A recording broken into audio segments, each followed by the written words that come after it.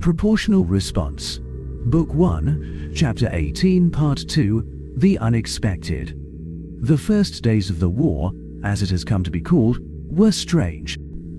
The Zoltans did something that no one, other than possibly the humans, could have anticipated, and the human response was even more surprising, particularly given the way they had so often been treated by other council species.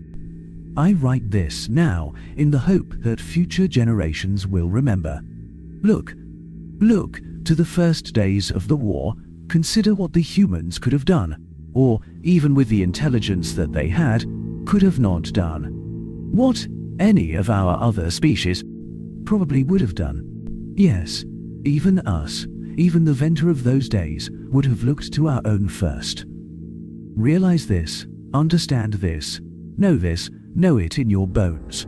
Then compare that to what they did. Do not let the settled facts of history ever diminish or allow us to forget what they did in those days. You who sit and read these words, dozens, hundreds, maybe even more years from now, when I typed them, know that the way you view the world is thanks to the humans, that they are the ones who lifted the morality of the League. Ignore the pundits who wish to vilify them, shout down the revisionists who want to claim that the humans were pushed into what they did. You ever try to push a human to do anything? And laugh at the ignorance of those who claimed that the humans' move was cold tactical calculation. Yes, it worked for them in the end, but it was a risk, where just seeing to their own would have worked for themselves quite well. Duchess Euro, Memoirs. Admiral Skook sat on his flag bridge, eyes closed, and tried to think of his wife and children. The children on whom he'd hoped to bestow voting rights, but would now grow up without even the income afforded his position. High Command was not gentle with the families of those who failed. Some of his subordinates shouted statuses or requests for orders, but he saw no reason to answer them. He took a breath, trying to savor the feeling of air filling his lungs one last time, and held it, waiting for the end. His lungs began to burn, but his ears still registered the frantic activity of his subordinates. He opened one eye to see a few of them with eyes closed, resigned to their fate as he was, but most still tried, desperately, to do their jobs. He opened the other eye and looked at the human ships. They hung there in space, having taken up a roughly spherical formation around his ships. What are they waiting for? Why haven't they destroyed us? He took another look at the plot. This time his eyes fell on the countdown timer, ticking off the seconds until the 3-day period finished, and he understood. We are still, technically, out in deep space. If they fired first, they'd be pushing the edges of the rule. We, on the other hand, are sitting outside a system of theirs, obviously preparing to breach that system, and do so ahead of the deadline. The technicality that we didn't start actually shooting until after the time had passed only works if we are victorious in the engagement. As it stands, they could easily justify rendering us to atoms, and it won't take much pretext from them to open fire. Pretext like, fear gripped his heart in a way it hadn't since his days in the fighting pits, when he got paired against a voter who had a reputation for killing opponents. He slammed his hand down on the all-fleet channel and shouted, "All ships stand down, power down your weapons and set your engines to maintain a stable position. Do not launch fighters, even for escort. Do not open your missile launchers. Do not try to run. Stand down." He got acknowledgements back from most of his captains. The more senior of them sounded relieved. A few grumbled. One did not answer. Instead, the idiot turned his ship towards one of the human cruisers and redlined his engines, trying to get his weapons to power up more quickly. Skook's eyes went wide as the human response terrified him. He expected that they'd only blast the offender out of the black, but no. He stared in horror at the plot as every ship in his fleet lit up with icons to indicate they'd been painted with targeting ox. The admiral slapped his harness and leapt out of his chair, screaming at his officers to override that captain's control. He barely made the first step before the offending ship went dark. All power suddenly cut and began to drift in space. He allowed himself to breathe a sigh of relief. Most of his bridge crew looked at him in fear, but a few looked at him in anger. One of the angry ones, the ship's first officer, stood, unhooked his sidearm, snarled at his captain, and spoke. "I am assuming command of this fleet, and placing both of you under arrest for cowardice in the face of—" The admiral drew his own sidearm in a practiced motion and shot the fool's hand off. The first officer screamed, but the admiral ignored him in order to focus on the other men who had started to rise. "The next pulse is going through someone's brain pan. If any of you idiots want to go out there and fight the humans, you are welcome to go climb in a spacesuit and take on their fleet ships with your claws. You will have just as good a chance in your suit as this fleet has in the position it is in, but you won't take the rest of us with you." I hope none of them takes me up on this, because I could be lying. I suspect that those humans will open fire at barest excuse. Now, to see if any of these men are actually actively suicidal. It appeared that no one had completely abandoned their survival instincts. After a few tense moments, the standing men tried to return to their seats, but he gestured for them to move towards the door instead. He then called to have them removed from the bridge and sat back in his chair. He looked again at the plot. Only the position of his one rogue ship changed, as it spun slow circles about its axis. What are they doing? Why don't they contact us or fire? They just sit there.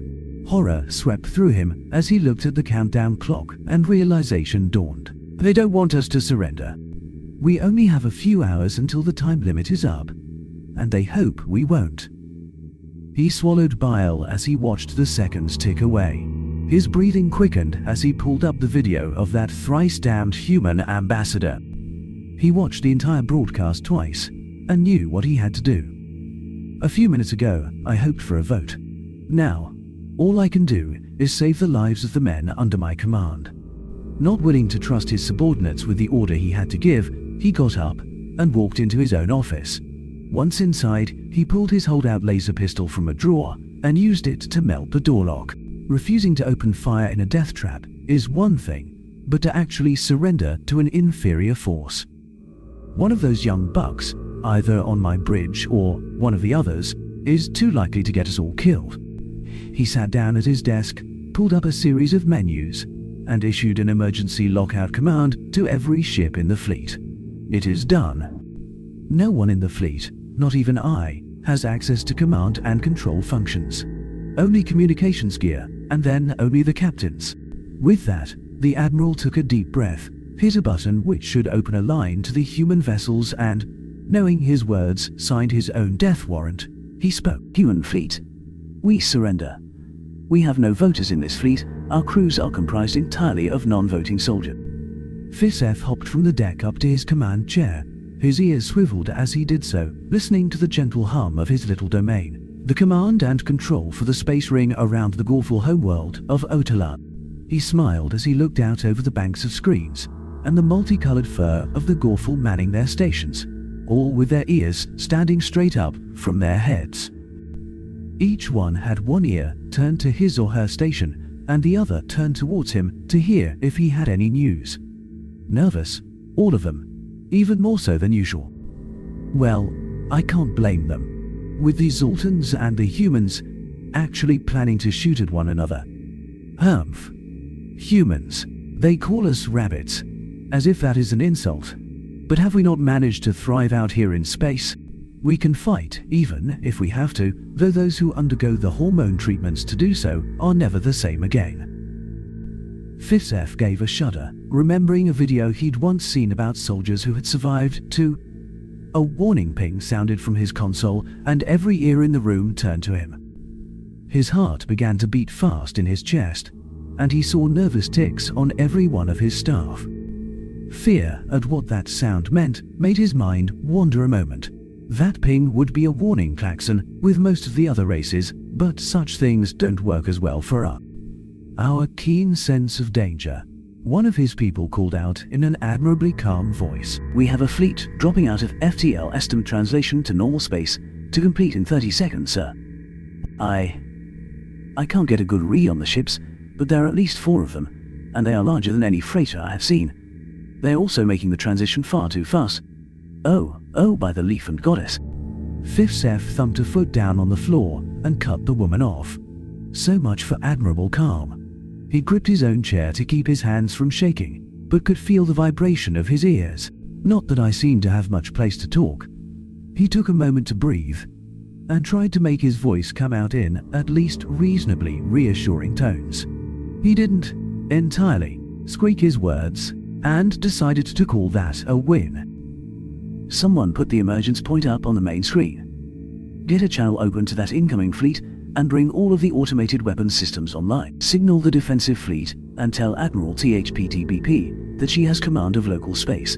And, for the sake of sunshine and sleep, someone get the automated distress call out to League High Command. Tell them. Fisef's words died in his throat as the ships translated to sublight speeds, and the sensor net caught their transponder codes.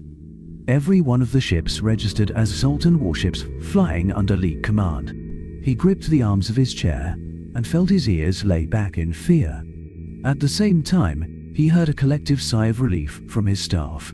They have no idea. Probably haven't even been paying attention to anything outside our own borders. He didn't even try to keep the quaver out of his voice. Someone get me a direct line to the president. Now. Several of his comms officers turned to face him, their noses quivering in a quizzical expression. One of them, however, turned to his screens and began pressing buttons. Someone is going to be up for a promotion. If we live through this,